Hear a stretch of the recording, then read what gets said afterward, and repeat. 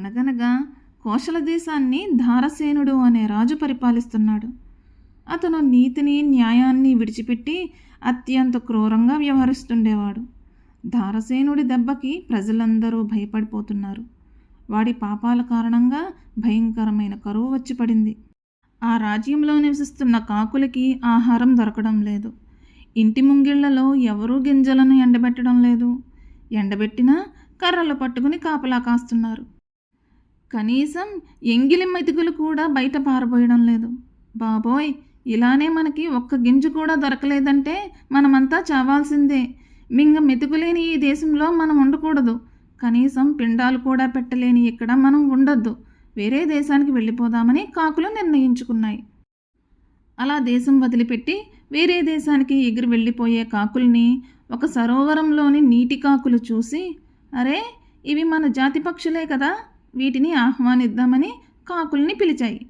వాటి ఆహ్వానాన్ని అందుకున్న కాకులు కిందకి దిగి చక్కటి సరస్సులోని తీయటి నీటిని తాగి దప్పిక తీర్చుకున్నాయి. అక్కడ ఉన్న చెట్లపైన సేద తీరాయి. నీటి కాకులు తెచ్చి ఇచ్చిన చేపలను హాయిగా తిన్నాయి. ఆ రోజు గడిచింది. మరుసటి రోజు ఉదయాన్నే కాకులు వేరే దేశానికి పయనమయ్యాయి.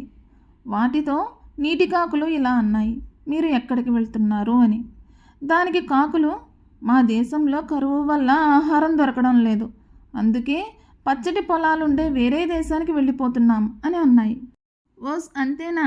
మీరు ఎక్కడికి వెళ్ళాల్సిన పని లేదు, ఇక్కడే ఉండండి. ఈ సరస్సు ఎప్పటికీ ఎండిపోదు.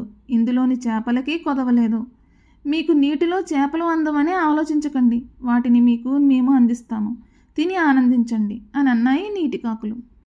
సరేనని ఆ సరోవరం దగ్గరే కాకులు నివాసమున్నాయి. ప్రతిరోజు నీటి కాకులు బలిసిన చేపల్ని అందిస్తుంటే హాయిగా తింటూ బాగా బలిసాయి ఊరకాకులు. రోజులు గడిచాయి. కోశల దేశంలో కరువు పోయింది. పాడి పంటలు మునిపటిలాగా సమృద్ధిగా ఉన్నాయన్న విషయం తెలిసింది ఊరకాకులకి. అక్కడ నుండి చెప్పా పెట్టకుండా ఉడాయిద్దామనుకున్నాయి. చెప్పకుండా వెళ్తే దొంగలం అనిపించుకుంటాం, చెప్పి వెళ్తే వాటికి ఎప్పటికైనా ప్రత్యుపకారం చేయాల్సి వస్తుంది, వీటికి రుణపడిపోతాం, వాటి మీద నింద వేసి వెళ్తే మనకి రుణబాధ ఉండదు అని నిశ్చయించుకున్నాయి. ఏ కారణంతో నీటి కాకుల్ని తప్పుబట్టాలి అని ఆలోచిస్తున్నాయి. వాటికో కారణం దొరికింది. వెంటనే నీటి కాకుల దగ్గరకు వెళ్ళాయి ఊరకాకులు. మాకు ఎక్కువ కాలం జీవిస్తామని పేరు. కరువు కాటకాలు మాకు కొత్త ఏమీ కాదు.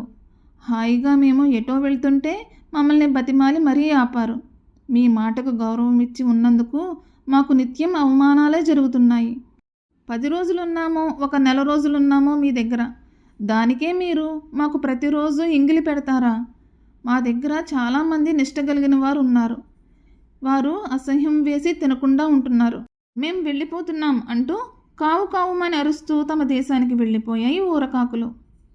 అందుకే అంటారు, మంచివాడు తనకున్న సహజమైన దయాగుణంతో సహకరిస్తే దుర్మార్గుడు సహాయం పొంది కూడా అపకారం చేస్తాడు లేదా అపనిందలు వేస్తాడు అని.